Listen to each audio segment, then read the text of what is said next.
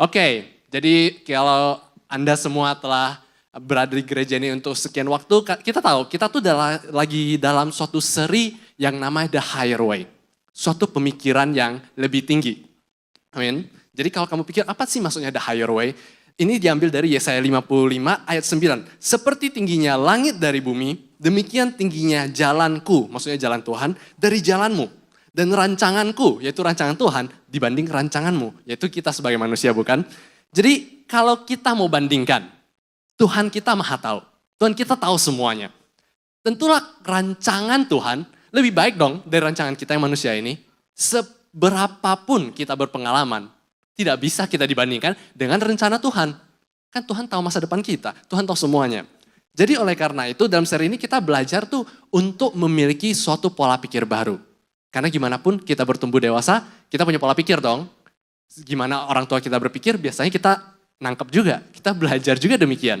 Kita bertumbuh dibesarkan dalam keluarga seperti apa, kita akan belajar pola pikirnya. Puji Tuhan kalau memang kita bertumbuh dalam keluarga rohani, demikianlah pola pikir kita akan cenderung mempunyai pola pikir rohani.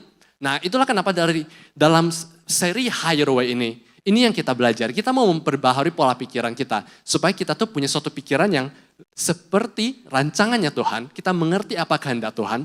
Supaya dalam kehidupan kita itu, kita akan memikirkan hal yang tepat. Sesuai dengan kehendak Tuhan, maka berhasil dalam segala hal. Amin. Nah, jadi minggu lalu Pastor Nick telah membagikan suatu realita. Ya kan? Realita yang mungkin tidak nyaman buat kita dengar, tapi itu kenyataan bahwa hidup tidak adil, ya kan? Pada tahu karena pada memperhatikan artinya bagus. Nah, jadi itu suatu realita dan itu tidak enak. Kita tahu itu kenyataan. Dan apakah kita bisa mengubahnya? Sayangnya mungkin tidak. Tapi yang kita bisa ubah adalah bagaimana cara kita meresponinya. Karena dari cara kita meresponinya, itu yang akan menentukan apakah kita bisa hidup dalam berkat Tuhan atau kita hanya hidup bergumul, oke? Nah, jadi semua orang di sini mau berkat Tuhan, amin? Nah, yakin nih, kayaknya yang mau amin cuma beberapa orang yang di depan ini. Semuanya mau berkat Tuhan, amin? Nah, gitu dong. Ini baru namanya anak Tuhan. Oke, jadi tujuan aku membagikan pesan hari ini. Jadi dibanding ini suatu pengajaran, aku lebih senang kalau memanggil ini ada suatu perenungan. Karena kan di firman Tuhan berkata, siapa yang merenungkan firman Tuhan siang dan malam, apapun yang dilakukannya berhasil. Aku pengen kita hari ini saat mendengarkan firman ini, kita sambil merenungkan tentang kehidupan kita. Jadi tujuan pesan hari ini adalah supaya kita bisa merenungkan bagaimana kehidupan kita, memposisikan diri supaya kita bisa hidup dalam berkat Tuhan. Karena itu semua yang kita mau, amin. Nah, jadi kalau kita ngomong soal berkat Tuhan, dan kita mengingat lagi khotbah minggu lalu, seringkali saat kita berkata, oh ini tidak adil, itu tidak adil. Karena sebenarnya kita menginginkan sesuatu. Saat kita berkata, kok ini tidak adil ya, kok itu tidak adil. Karena hal yang kita lihat, itu sesuatu yang kita inginkan. Ya kan? Contohnya, ya kan? Kita pasti punya istilahnya gimana kayak, ya kita kan semuanya berdoa lah ya. Tapi beberapa dari kita yang doanya demikian. Tuhan, kok Tuhan tidak adil ya? Saya begitu diberkati, kok temanku belum diberkati? Ada yang doa demikian?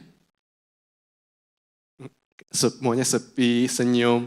Karena kemungkinan besar tidak ada yang doanya demikian. Kecenderungan manusia tuh kalau kita ngomong soal tidak adil, itu tuh biasanya satu dan lain hal berhubungan dengan, kok aku yang dirugikan? Setuju? Kalau aku yang diuntungi, bodoh amat. Kan aku yang untung. Jarang ada kita doa yang isinya Tuhan, kok aku begitu diberkati ya, tapi temanku kok gak itu diberkati? Berkati temanku dong Tuhan, atau kurangin berkatku dong? Ada? Gak ada. Mana ada yang mau Tuhan kurangin berkatku dong? Gak ada.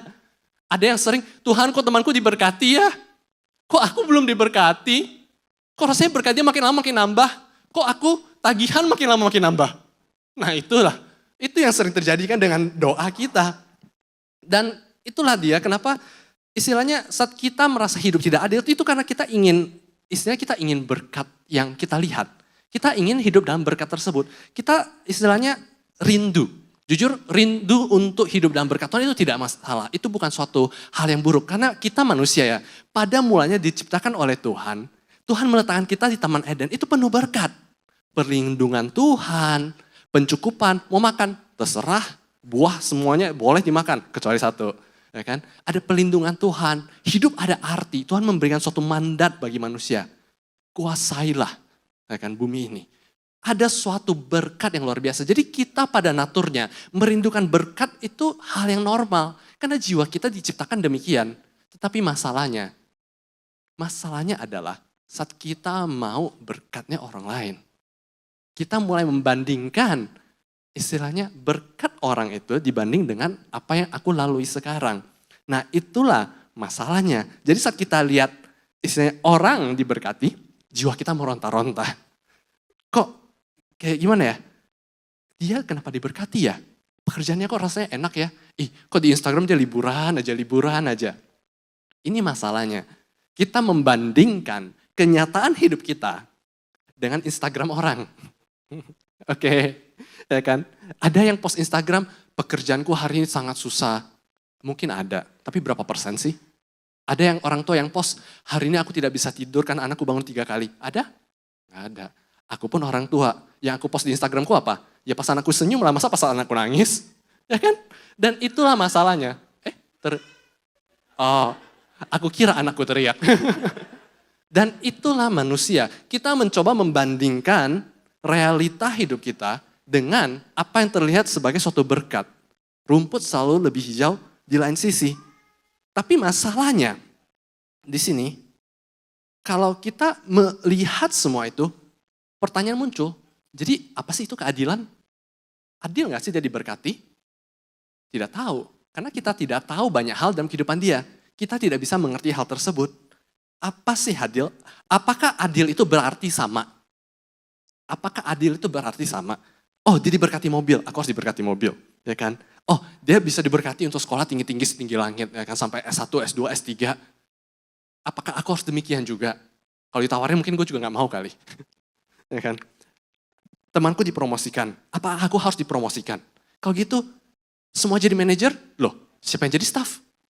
Bingung kan?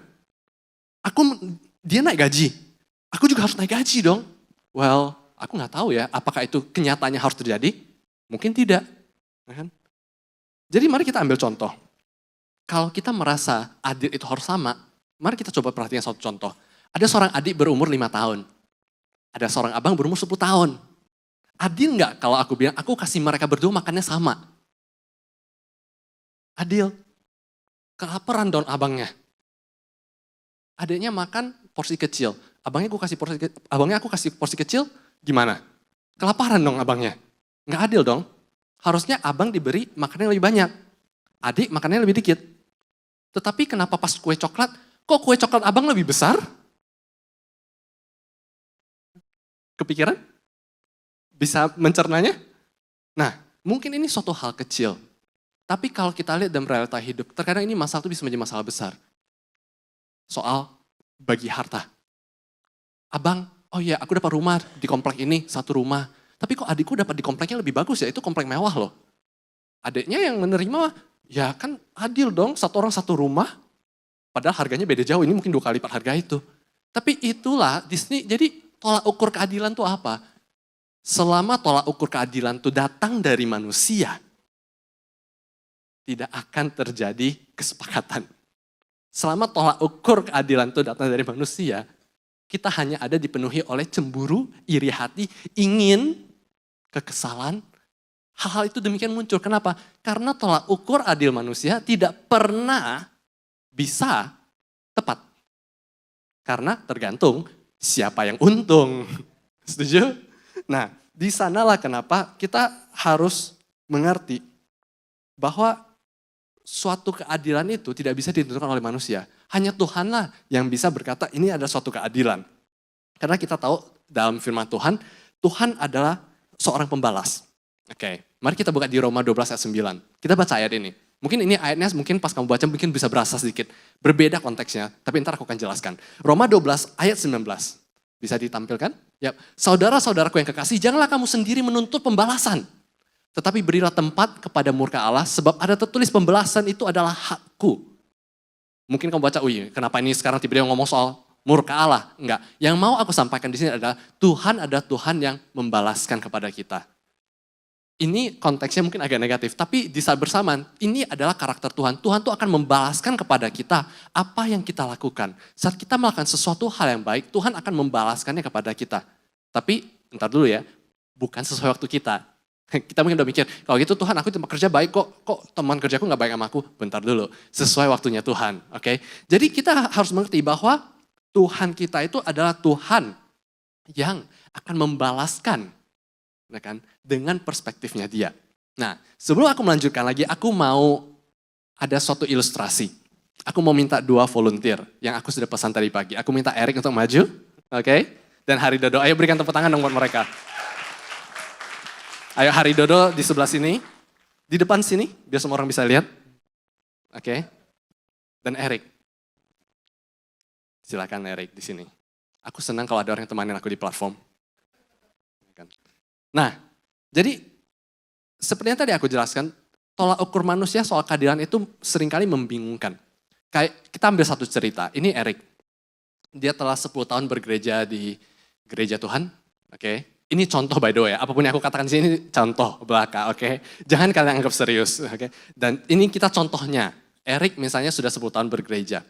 Dan dia setia, dia melayani Tuhan, ya diberkati, dia hidup dengan cukup, istilahnya Tuhan mencukupi segala kebutuhannya, puji Tuhan kan?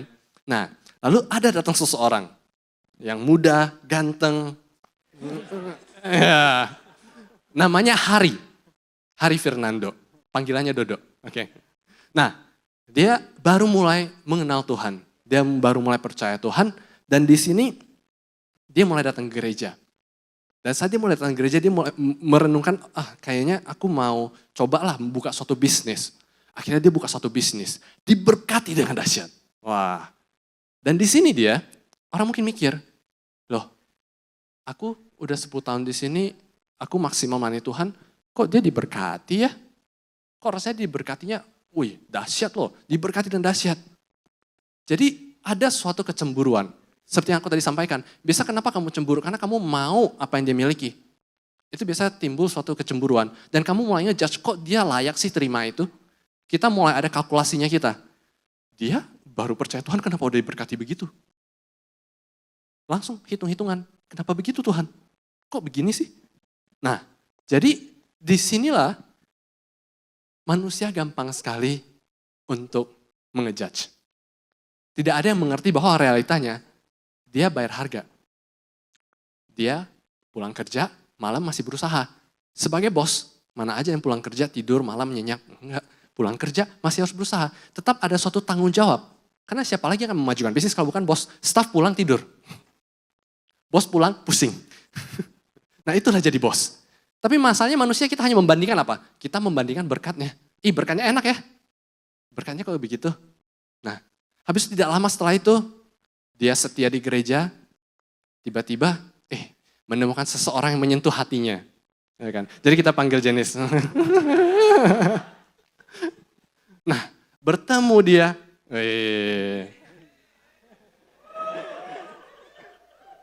I found my love in Antioch. Dan akhirnya ketemu, akhirnya jeng-jeng, long story short, menikah. Nah, Erik bingung dong, kok dia istilahnya baru gak lama, kok sudah bisa menemukan malaikat yang tak bersayap di gereja? Kapan malaikatku datang? Malaikatku kok belum datang-datang nih, ya kan? Kapan ini tiba? Muncul lagi kecemburuan, muncul lagi hal yang seperti, istilahnya pikiran salah mulai muncul dalam pikirannya. Akhirnya bukan hanya dia cemburu soal berkatnya, bahkan dia udah mulai kesal sama orangnya. Ya kan? Padahal saudara ini loh. Susah kan dibilang ya. Nah, mungkin banyak kita juga demikian. Karena kita tuh membandingkan perjuangan yang kita lalui dengan berkat orang lain. Kita tidak membandingkan perjuangan kita dengan perjuangan orang lain. Masalahnya tuh di sini dia single. Ya udah, gue mau ngapain? Misalnya aku mau apa yang aku mau, aku tidak masalah gitu, tidak ada beban. Di sini Hari mau pergi ngafe, ntar dulu. Oke, mau pergi liburan, bisnis masih harus jalanin. Betul? Ada suatu tanggung jawab. Jadi saat kita berbicara tentang kita mau hidup dalam berkat, ketahuilah bahwa tuh kita tidak bisa hidup dalam berkat kalau kita senantiasa melihat perlombaan orang lain. Kita mempunyai suatu perlombaan yang harus kita lalui. Kita tidak bisa bilang, oh kok dia dapat juara ya? Perlombaan dia berbeda dengan perlombaan aku. Kalau aku lomba lari estafet, kalau dia lomba main basket, mau bandingin apa? Hadiahnya juga berbeda. Perjuangannya juga berbeda. Cara olahraganya juga berbeda. Mau bandingin apa? Mau ngomong soal bagaimana adil, kamu bandingin apel, kamu bandingin orange. Mau adil sampai kapan? Satu manis, satu asem. Mau gimana dibandingin? Tidak bisa. Makanya hari ini yang aku mau kita belajari adalah setiap berkat yang kita terima ada satu hal. Ada tanggung jawab. Oke? Jadi judul khotbah hari ini. Oke, ini baru. Judul khotbah hari ini adalah bertanggung jawab atas berkat. Oke, kita semua mau hidup dalam berkat, amin. Tapi untuk kita hidup dalam berkat, kita harus mengerti untuk bertanggung jawab atas berkat kita. Karena ini, kita baca di Lukas 12 ayat 48. Jadi media team boleh tampilkan. Setiap orang kepadanya yang diberi daripada yang akan dituntut. Kepada siapa yang dipercayakan lebih banyak, daripadanya lebih banyak lagi dituntut. Dan seringkali kita manusia tuh hanya melihat berkatnya orang, kita tidak mengerti apa yang namanya tanggung jawab. Hari ini Eric di sini, dia tidak ada yang istilahnya, oh iya tuh, entar suatu saat nanti saat ditanya Tuhan, gimana kehidupanmu? Tuhan gak bakal bertanya, gimana pertanggungjawabanmu atas pasanganmu? Gak ada pasangan. Ngapain dipertanggungjawabkan? Tapi hari Dodo di sini, dia akan ditanya, apakah kamu menjadi kepala keluarga yang mendidik, yang menjadi kepala keluarga yang rohani, memimpin keluarganya, ya kan? Memastikan bahwa dia bisa merohanikan istrinya, tidak menghalangi panggilan istrinya. Apakah dia bisa bertanggung jawab atas hal itu? Karena itu hanya terjadi dalam kehidupan dia. Karena itu perjalanan yang dia lalui. Bukan perjalanan yang Eric lalui. Nah, jadi saat kita melihat itu, kita harus mengerti bahwa setiap hal tuh ada tanggung jawabnya. Aku barusan menjadi orang tua, kurang lebih beberapa bulan. Ya kan? Saat anakku somewhere di sana, lagi nyusu, tidur. Dan istilahnya saat orang melihat anak kecil, rasanya lucu ya. Aduh, setiap kali lihat anak kecil, pengen punya anak. Ya kan? Aku juga demikian. Sebelum punya anak pasti lihat, lucu ya. Renata, Zoe, lucu banget sih. Ya kan? Kayak ada suatu hal yang menarik gitu. Nah sekarang aku punya anak, aku mulai mengerti rasanya gitu loh. Saat orang lihat Niki, lucu ya. Anehnya Niki itu halnya gimana ya. Dia saat lihat orang, dia biasanya nangis. Ya kan? Ada sesuatu ketakutan dengan keramaian. Nah, tetapi yang lebih anehnya, saat dia nangis, orang makin dekatin. Orang anak nangis, kabur.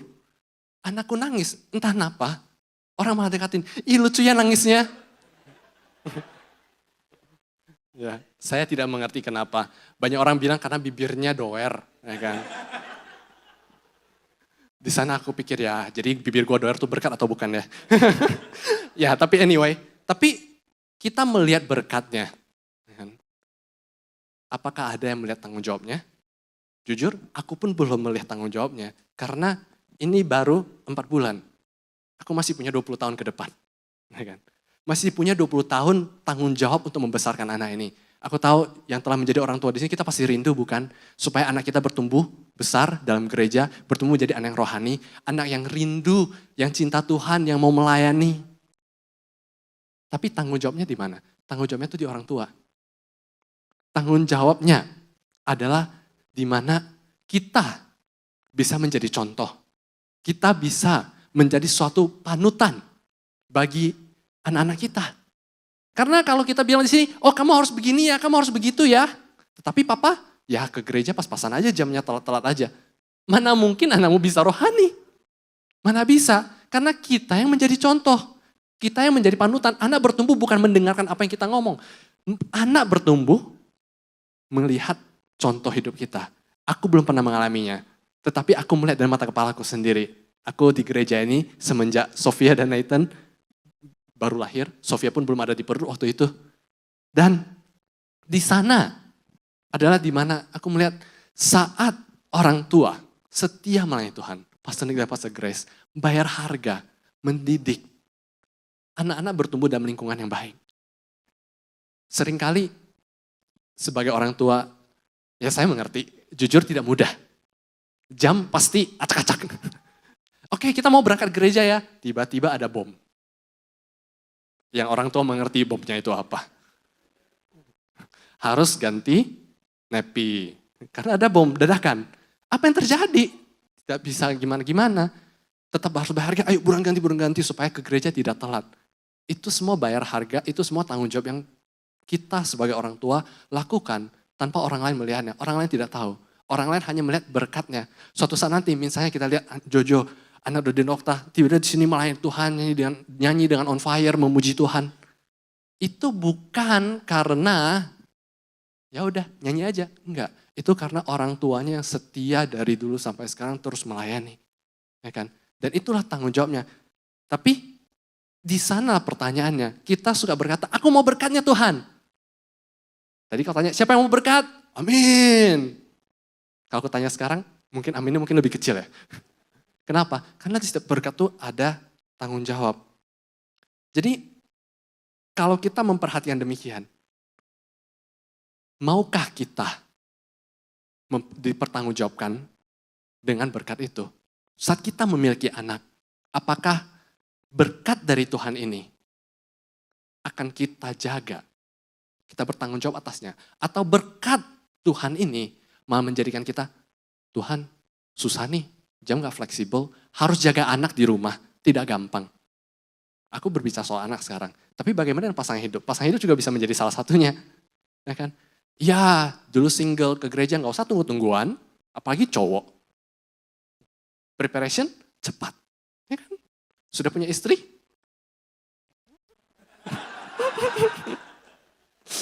Oke, aku tidak akan bertanya panjang.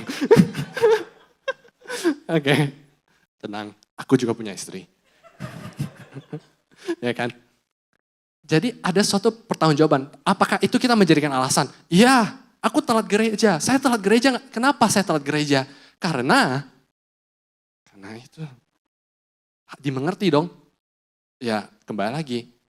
Hari Dodo akan diminta pertanggungjawabkan apakah dia akan menjadi kepala keluarga yang merohanikan, yang menginspirasi keluarganya. Saat kamu dipercayakan seorang pasangan hidup, apakah kamu akan semakin mencintai Tuhan yang memberi berkat itu, atau kita ikutan yuk, keluar yuk. Minggu pagi melayani, jarang-jarang nih aku dapat off minggu pagi, ayo yuk ke La Perus lihat sunset, sunrise maksudnya, pagi hari. Nah, jadi pertanyaannya di sini, bagaimana dengan berkat kita? Jadi demikian juga, di sini Erik dengan segala kehidupan dia, ada pertanggungjawaban. Mungkin dia single, yes. Tapi dia ada pekerjaan bukan? Dia ada teman-teman bukan? Dia akan tanya, apa kamu jadi teman yang baik akan atas teman-temanmu?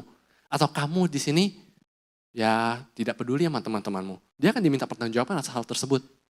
Ada orang, iya aku mau punya banyak teman, kenapa saat aku butuh ada yang bantuin. Tapi kamu bertanggung jawab nggak untuk menjaga pertemanan itu saat mereka butuh kamu bantuin? Tidak. Tuhan bilang, apa yang kamu mau orang lain lakukan pada kamu lakukan juga demikian bukan? Itulah kenapa setiap berkat yang kamu rindukan, ingat ada yang namanya tanggung jawab yang harus mengikuti. Nah mungkin kamu hari ini sih berkata, aduh aku juga mau hidupku kayak Hari Dodo. Aku rela deh menanggung tanggung jawabnya. Karena kita lihat kayaknya tidak susah kok. Nggak susah buka bisnis, emang susah apanya? Punya pasangan hidup, bukannya itu membahagiakan. Susah apanya? Susah apanya? Kita perlu tanya nggak? Susah apanya? Enggak lah, aku yakin Dodo dengan sukacita kok. Tapi tidak dipungkiri tetap ada tanggung jawab bukan? Jadi di sana tuh kita jangan sampai kita, aku mau nih berkatnya dia, aku mau tanggung jawabnya. Aku bahkan rela deh untuk bayar harga untuk tanggung jawabnya. Tetapi di sini pertanyaannya, apakah kita siap di mata Tuhan? Karena di mata manusia kita ingin, kita mau untuk hidup dalam berkat tersebut. Tetapi kitanya di mata Tuhan terbukti tidak bisa dipercayakan. Apakah saya terbukti gitu? Kayak contohnya lah, kita ambil saja. Monetary value. Soal keuangan. Aku pakai contoh ini soalnya ini paling gampang. Ini contoh yang gampang untuk dimengerti. Kita bilang, Tuhan aku mau berkat Tuhan. Nanti aku akan memberi. Saat aku diberkati dan kaya, aku mau memberi. Misalnya Hari Dodo bilang, oke, aku ntar kalau udah kaya, aku mau memberi nih. Oke, pertanyaannya, sekaya apa?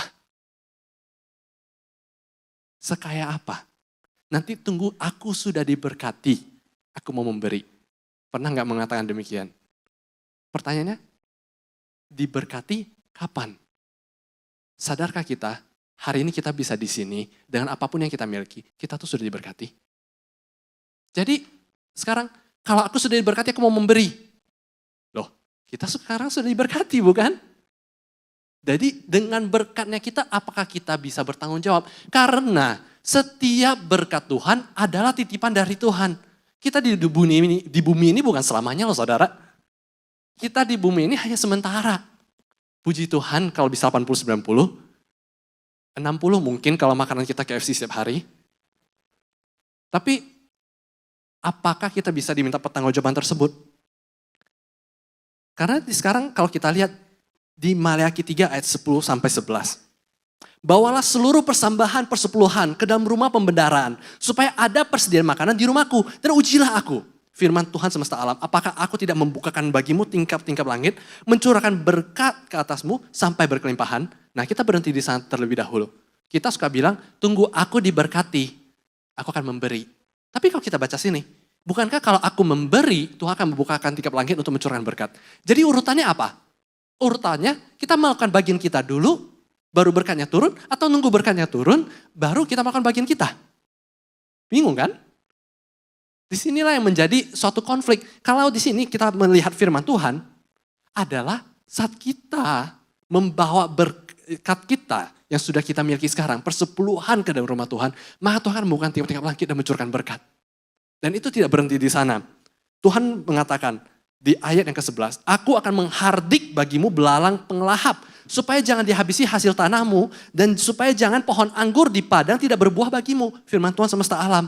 Nah, jadi perpuluhan itu 10% dari apa yang kita miliki, itu adalah suatu hal kecil yang kita bisa bawa ke dalam rumah Tuhan. Itu ada suatu tanggung jawab kita sebagai anak Tuhan.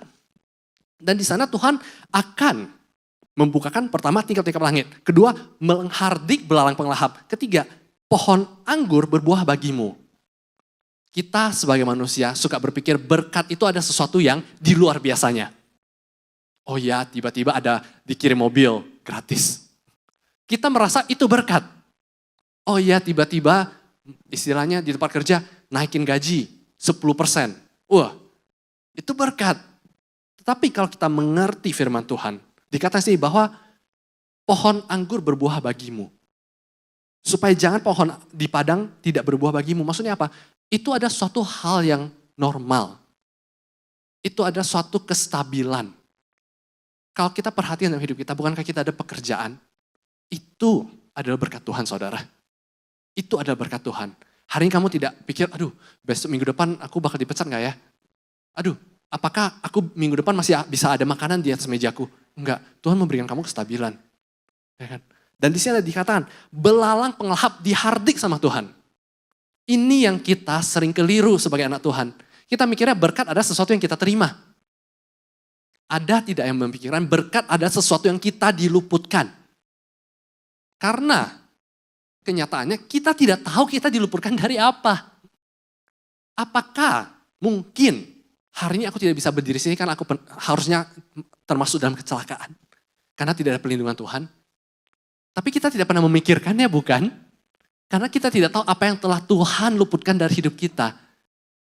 Itu adalah berkat. Itu adalah berkat Tuhan. Tapi apakah kita bertanggung jawab dengan berkat kita? Seringkali kita tidak. Kita tidak menyadari bahwa hari ini aku bisa bernafas. Hari ini aku masih bisa mempunyai kesempatan untuk datang ke gereja melayani Tuhan. Hari ini aku masih bisa datang memberikan tenagaku. Itu adalah berkat. Dan itu adalah bentuk pertanggungjawaban berkat kita. Amin. Jadi hari ini kita suka berkatnya. Tapi kita kurang merenungkan bahwa kesehatan semuanya itu termasuk berkat Tuhan. Jangan kita sampai terlewatkan hal itu. Oke, nah Erik sama Harido sama Jenis sudah boleh duduk, terima kasih ya. Oke. Jadi hari ini, kalau kita mau tinggal dalam berkat Tuhan, jadilah seseorang yang senang memberi. Mungkin kamu pikir maksudnya apa? Aku mau tinggal dalam berkat, aku bukan mesin ATM buat orang. Kenapa aku harus menjadi seseorang yang senang memberi? Karena demikian, Kisah Para Rasul 20 ayat 35 mengatakan, Tuhan Yesus, sebab ia sendiri telah mengatakan, ada lebih bahagia memberi daripada menerima. Ingat lagi ayat yang aku sampaikan sebelumnya, Tuhan ada pembalas kita. Oke? Tuhan ada pembalas kita. Kalau kita hanya menjadi manusia yang mau menerima, fokus kita kemana? Aku pengen ini, aku pengen itu. Oke, aku ada tanggung jawabnya harus aku lakukan. Oke. Saya harus berusaha. Itu hanya membuat kita gampang cemburu, karena kita memikirkan apa sih yang aku bisa terima, apa yang aku bisa dapatkan. Kalau kita bisa merubah gaya hidup kita menjadi seorang yang senang untuk memberi, percaya deh, kalau kita mempunyai sikap hati yang senang untuk memberi, tidak mungkin Tuhan tidak akan berikan pada kita. Sebab ingat, Tuhan ada pembalas kita. Dan sebagai seorang yang senang memberi, kamu tidak akan mikirin, oh aku akan bakal dapat apa? Apa yang bisa saya dapatkan? Apa yang bisa saya terima? Tidak, karena hatimu fokus untuk memberi. Itulah kenapa Tuhan Yesus berkata, lebih bahagia kalau kamu bisa memberi daripada bisa menerima. Karena saat kita fokus memberi, kita pasti akan menerima. Karena Tuhan kita adil. Tetapi saat kita memikirkan mau terima terus, saat harus memberi, karena itu ada tanggung jawab, hati biasa nggak pelong. Karena ada satu beban. Ya kan? Dan cara taunya bagaimana? Cara taunya bagaimana? Gampang. Kalau kita melihat pemberian, memberi itu adalah sebagai suatu kesempatan. Aku tidak berbicara hanya tentang uang. Maksudku adalah memberi bantuan. Apa kamu senantiasa mencari kesempatan, oh temanku lagi butuh bantuan nih. Oh temanku yang ini sedang mengalami pergumulan ini, apa yang aku bisa bantu? Oh di gereja sedang ada project, kita mau beli bus gereja. Supaya transportasi perlengkapan gereja bisa berjalan dengan lancar. Apakah kamu melihat itu sebagai suatu kesempatan? Atau kamu berkata, puji syukur Tuhan, ada yang mencukupkan. Tidak salah. Tidak salah. Tapi jika demikian, mungkin kamu bukan golongan yang senang untuk memberi. Mungkin kamu bukan golongan yang mencari kesempatan untuk memberi. Karena fokus kita adalah, Tuhan apa yang aku bisa terima dengan mengeluarkan sedikit mungkin. Memang itu hukum ekonomi. Keluarkan sedikit mungkin, dapatkan sebanyak mungkin. Tetapi itu tidak berlaku di mata Tuhan. Sebab Tuhan berkata, beri kepadamu akan diberikan. Jadi di sini kita harus sadar, kita renungkan lagi di hati kita. Makanya kenapa tadi aku bilang, aku mau ini menjadi perenungan, bukan soal khotbah. Ini perenungan, kita coba renungkan. Kita kalau mau jujur, kita biasanya seperti apa? Apakah, oh aku tahu dia kayaknya lagi ngalamin sesuatu, tapi gak apa-apa deh. Dia gak ngomong. Atau kita kan, wah kayaknya dia lagi bergumul nih, cari kesempatan, apa yang aku bisa bantu? Oh dia lagi baru punya anak, tapi suaminya harus kerja, dia sendirian di rumah, anak pertama, tidak ada pengalaman. Apa yang bisa aku bantu? Apa yang bisa aku dukung? Oh, lagi ada yang mau pindah rumah. Waduh, pindah rumah gak gampang. Isinya satu rumah semuanya cewek. Badannya kecil-kecil, kurus-kurus langsing-langsing. Waduh, pindahin kulkas. Apa yang aku bisa bantu? Ya kan? Gereja. Wah, gereja setiap minggu harus setup segini banyak. Hujan gede. Wah, apa yang aku bisa bantu? Jadi, apakah kita bertanggung jawab akan hal itu? Kita mau berkatnya. Berkat apa? Mungkin berkat posisi, wih keren nih nyanyi di sini kayak Hari tadi kan di sini nyanyi keren gitu. Atau aku mau berkat diberkati. Misalnya kalau aku butuh bantuan, aku mau orang lain membantu aku. Aku pengen diberkati dengan suatu berkat melimpah. Tetapi apakah aku bertanggung jawab atas berkatku? Karena itu suatu konsep yang dimana sebagai manusia kita sering kelewatan. Karena kalau kamu mau diberkati, jujur, tidak susah bagi Tuhan. Percayalah hal itu. Karena Tuhan kita mau berkati kita tuh gampang sekali. Sungguh terlalu gampang. Tetapi kita bisa tidak dipercayakan dengan tanggung jawab tersebut. Seringkali kita dalam kehidupan kita sekarang, kalau kita mau ngomong soal relevan, kita bekerja di luar sana. Kita bekerja dengan keras, kita berusaha. Mungkin kita pikir, kapan berkatku datang Tuhan? Kok di tempat kerja rasanya susah? Kok rasanya tempat kerja adanya pergumulan-pergumulan, nggak ada tuh yang namanya berkat di tempat kerja. Nah, oleh karena itu aku akan membahas satu tokoh di Alkitab. Dan aku yakin setelah aku membahas ini, pikiran kamu akan terbuka. Oke? Nah, ini waktu yang tepat untuk kita membuka Alkitab. Kita akan membahas satu tokoh yang bernama Yusuf. Kalau kalian berpikir, siapa Yusuf? Siapa Yusuf? Bagi kalian yang sudah membaca Alkitab, kalian sudah tahu siapa Yusuf. Bagi kalian yang mungkin masih menerka-nerka, ini Yusuf yang mana nih? Ini aku berbicara tentang Yusuf yang menjadi orang kedua paling berkuasa di Mesir. Oke? Kalau kalian berpikir itu seperti apa ya? Ya mungkin boleh bilang seperti prime minister lah, ya kan? Orang paling berkuasa kedua. Di atasnya masih ada satu lagi yang kita jarang dengar. Tapi itu seperti demikian. Dia yang istilahnya mengkontrol istilahnya operasional negara. Nah, tetapi saat kita lihat, wih Yusuf kayak gitu ya diberkati. Aku mau Tuhan diberkati seperti demikian. Tetapi kita tahu gak sih ceritanya gimana Yusuf sampai ke istana? Fase-fasenya apa sampai dia hidup dalam berkat? Kita kan maunya semua itu. Tapi fasenya apa? Dia melalui suatu masa yang cukup menarik. Fase pertama adalah saat dia di dalam keluarganya. Dia tuh dijauhi sama saudara-saudaranya. Ya kan? Itu bukan suatu musim yang mengenakan. Jujur kata, siapa yang senang pada masa-masa itu? Di tempat kerja mungkin semua orang gak suka kamu, padahal kamu melakukan yang benar. Mereka bilang, ih kamu kerajinan. Ada yang suka gak? Ya enggak, padahal kita mencoba melakukan yang terbaik bukan?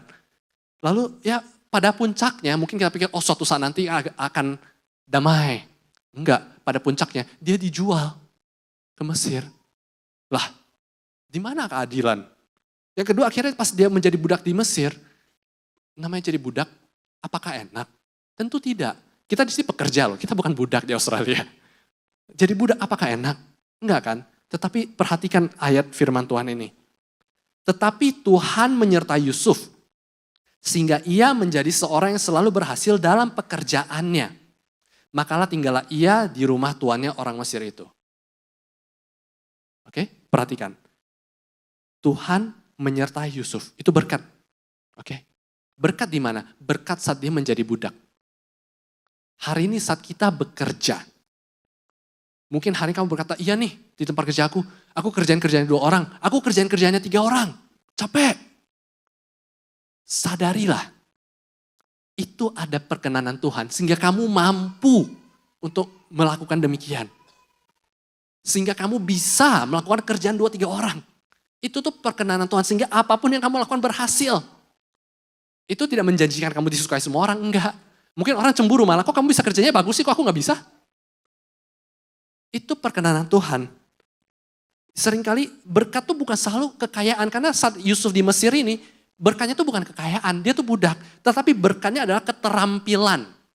The skill yang dia dapati dari tempat pekerjaan itu. Ya kan? Tapi dia tetap diberkati.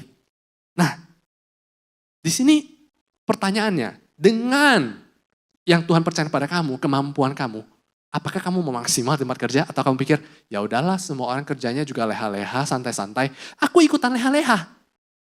Atau kamu mau bertanggung jawab atas berkatmu, kamu lakukan yang terbaik. Yusuf memilih melakukan yang terbaik. Itulah kenapa berkat Tuhan senantiasa bersama dengan dia, amin. Nah, setelah masa itu, siapa tahu dipromosikan? Tidak, dituduh saudara. Malah dituduh, dijebloskan ke penjara.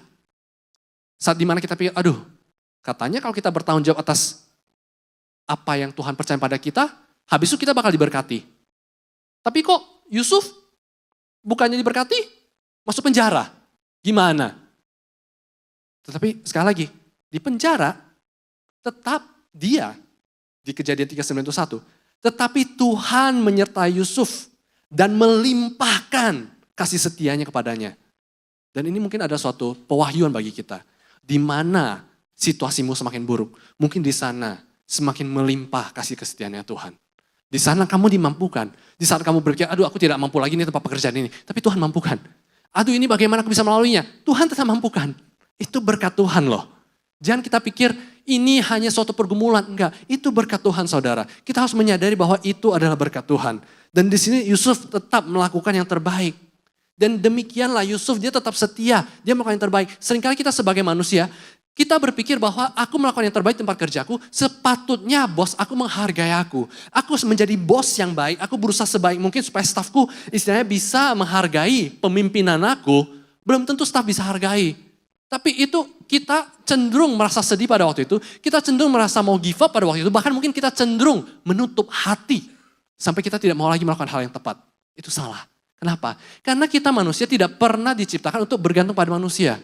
Maksudnya apa bergantung pada manusia? Saat kita melakukan bagian kita berpikir karena aku telah melakukan bagian kita, harusnya aku akan mendapatkan berkat. Kita mempunyai suatu ekspektasi bahwa bos kita yang akan memberkati kita. Kita punya ekspektasi bahwa teman-teman, rekan-rekan kerja kita akan menghargai kita. Karena kita meletakkan harapan kita pada manusia. Tuhan sudah berkata demikian di Yeremia 17 ayat 5. Beginilah firman Tuhan. Terkutuklah orang yang mengandalkan manusia. Yang mengandalkan kekuatannya sendiri. Yang hatinya menjauh dari Tuhan. Ia akan seperti semak bulus di padang belantara. Kalau dalam bahasa aku pribadi, kering rasanya. Perjuangan susah, kering hati. Tetapi bagaimana dengan yang mengandalkan Tuhan? Kita baca di ayat 7. Diberkatilah orang yang mengandalkan Tuhan.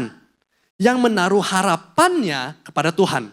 Ya seperti pohon yang ditanam di tepi air, yang merambat akarnya ke tepi batang air, yang tidak mengalami datangnya panas terik, yang daunnya tetap hijau. Tidak khawatir dalam tahun kering. Tidak khawatir pada tahun kering. Dan tidak berhenti menghasilkan buah. Dan inilah Yusuf berpegang pada Tuhan. Dan akhirnya dia dibawa dalam satu hari menjadi seorang penguasa. Kita tentu rindu. Kita mau kita bisa diberkati demikian. Tapi pada waktu itu tanggung jawab kita belum berakhir. Saat kita sudah diberkati sedemikian rupa, suatu hari nanti aku percaya akan ada orang-orang di tempat ini yang akan diberkati sedemikian rupa. Yang Tuhan bisa percayakan dalam posisi yang lebih tinggi. Tapi dalam tahap tersebut, ingatlah, Tuhan tetap meminta pertanggungjawabanmu. Dan di sini Yusuf lulus. Karena saat dia sebagai pemimpin negara, dia bisa melakukan apapun. Tetapi saat saudara-saudaranya yang dulu jahat pada dia datang, ini yang Yusuf katakan. Memang kamu mereka-rekakan yang jahat terhadap aku, tetapi Allah mereka-rekakannya untuk kebaikan. Dengan maksud melakukan seperti yang terjadi sekarang ini. Memelihara hidup suatu bangsa besar. Kita mau hidup dalam berkat. Tapi sampai akhirnya berkat bukan soal kita. Berkat kita adalah untuk menjadi berkat. Kalau Yusuf dibawa Tuhan sejauh itu, dan sampai di sana dia hanya memikirkan tentang dirinya sendiri. Oh aku jadi pemimpin negara, aku kaya. Saya bisa menikmati hidupku. Tidak sulit bagi Tuhan untuk menarik berkat itu dan memberikannya kepada orang yang bisa dipercaya.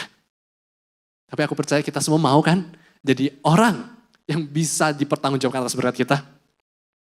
Dan mungkin hari ini kamu melakukan apapun itu di tempat kerja, kamu melakukan sekuat kamu. Ingatlah, apapun yang kita lakukan, lakukanlah segenap hatimu seperti untuk Tuhan, bukan untuk manusia. Sebab Tuhan sudah berjanji. Bukan manusia akan membalasnya padamu. Dalam Kolose 3 ayat 24.